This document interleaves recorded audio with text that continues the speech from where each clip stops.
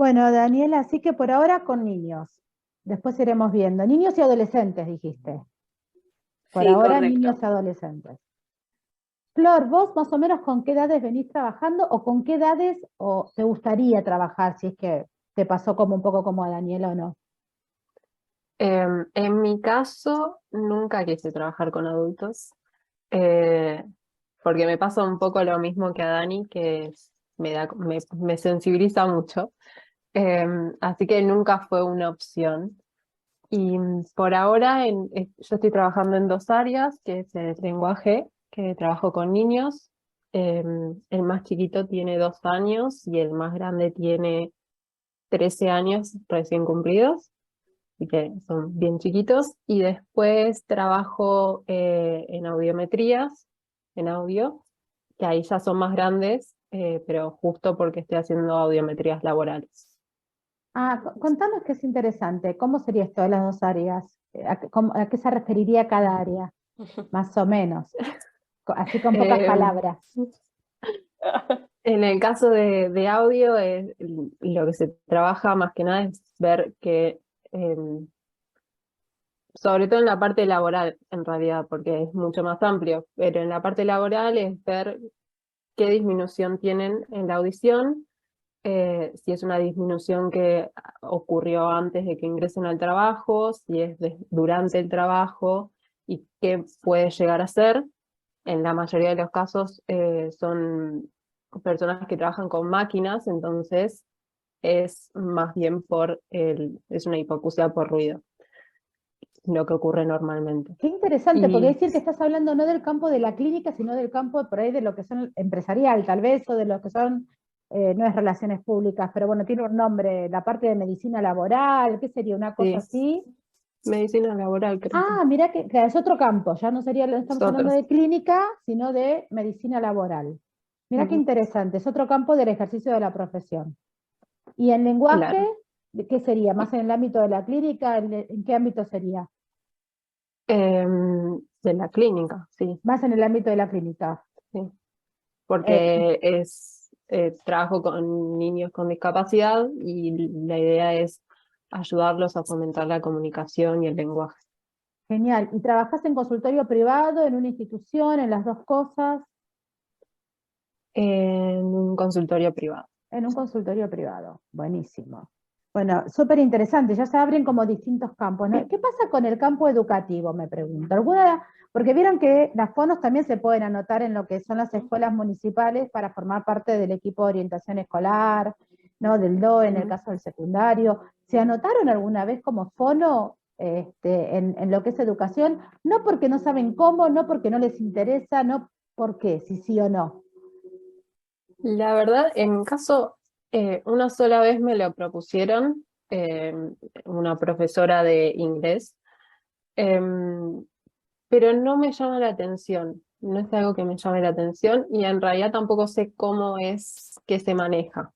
Claro. Capaz pasa más por el lado de no saber cómo es y tampoco, creo que en realidad en la mayoría de las carreras pasa lo mismo, como que uno va a trabajar sin saber muy bien lo que te vas a encontrar y terminas aprendiendo mientras trabajas. Y Totalmente. en este caso es lo mismo. ¿Y vos, Dani? No, en mi caso a mí sí me interesa. De hecho, bueno, ahora estoy terminando el ciclo pedagógico universitario, que bueno, que también habilita un poco más. Igual uno ya está habilitado, ¿no? Pero da otras herramientas para poder trabajar en educación. Pero sí, la realidad es que salvo que queden cargos vacantes, hay como una fecha, ¿no? En la que uno se tiene que inscribir y bueno, y es buscar también, ¿no? La escuela que quede también por la zona en la que uno vive. Bueno, entonces a veces esas cosas, por lo menos en lo que es mi caso, juegan un poco en contra porque quizás, bueno, en el momento que hay que anotarse, estoy Claro, con otras cosas, otras posibilidades laborales, entonces, bueno, queda claro.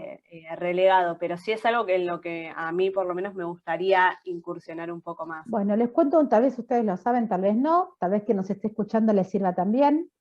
Si hablamos de lo que es Ciudad de Buenos Aires, Las inscripciones son por primera vez, se hacen en marzo y en abril. Y después, cuando uno ya se anota el primer año, después son todos los abriles. Hoy en día, lo que es educación especial, no pensaba, Florencia, en tu caso, con el tema de que trabajás con niños con diagnóstico, ¿no? Con discapacidad.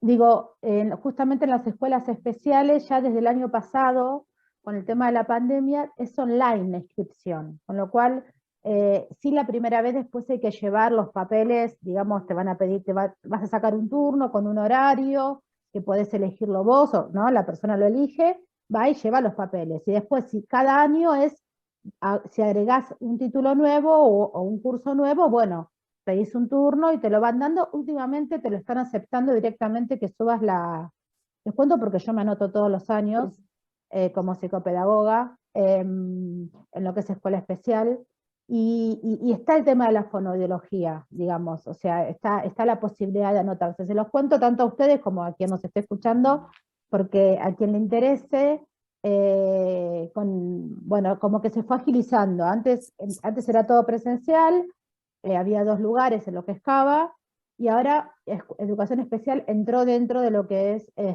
online, digamos, el anotarse online.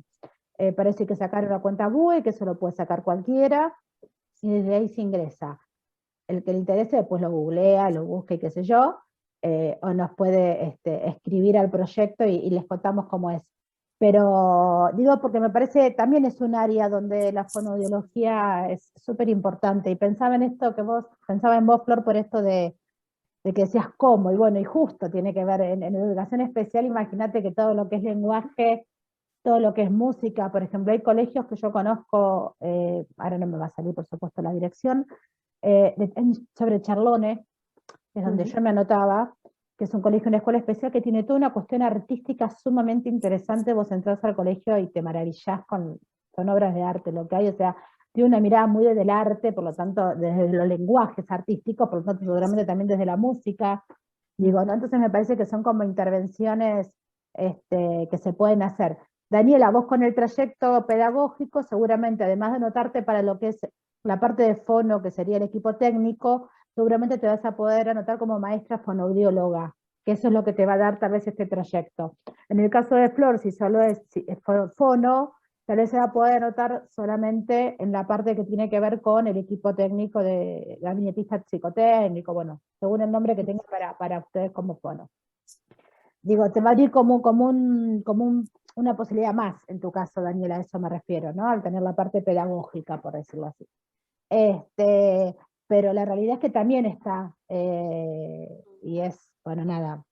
¿Y alguna vez tuvieron contacto con alguna escuela, ya sea desde la clínica o desde algún lugar? ¿Tuvieron que hacer, no sé, comunicarse con un colegio? ¿Alguna vez les pidieron una evaluación y tuvieron que hacer un informe y presentarlo? ¿Pasaron por esa experiencia de tener una reunión con un docente, con un directivo, con un equipo de orientación escolar?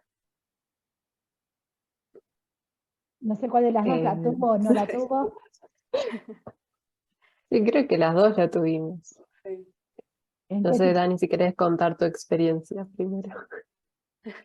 Sí, sí, tuve reuniones con escuelas, bueno, con todo lo que mencionaste, Verónica, con un equipo de orientación escolar, con maestros, con directivos, bueno, todo depende de la escuela, de... Es importantísimo que lo eh, digas porque nos pasa a cada una desde nuestro rol, así que está bueno que todas veamos que a todos nos pasa, digamos. En mi experiencia en reuniones con escuelas, bueno, hay escuelas súper predispuestas, tengan o no tengan equipo de orientación escolar, escuelas muy abiertas, ¿no? A tener reuniones, a poder hacer intercambios, a poder, nada, trabajar en equipo para el bien de ese niño, pero también me ha pasado encontrar una traba, ¿no? Bueno, que las reuniones nunca se concreten, que cuando se hace una reunión quizás aparece alguien del equipo de orientación escolar, pero es alguien que está en un gabinete, que no conoce al niño en cuestión, los maestros nunca aparecen, no sabe cómo se trabaja en el aula con ese niño, entonces es un poco difícil en esos casos poder articular lo que uno viene trabajando con lo que se hace en la escuela y ver cómo se desarrolla ese niño en la escuela, que es un ámbito totalmente diferente al ámbito del consultorio, al ámbito clínico. Y es una información muy valiosa que ellos nos brindan a nosotros.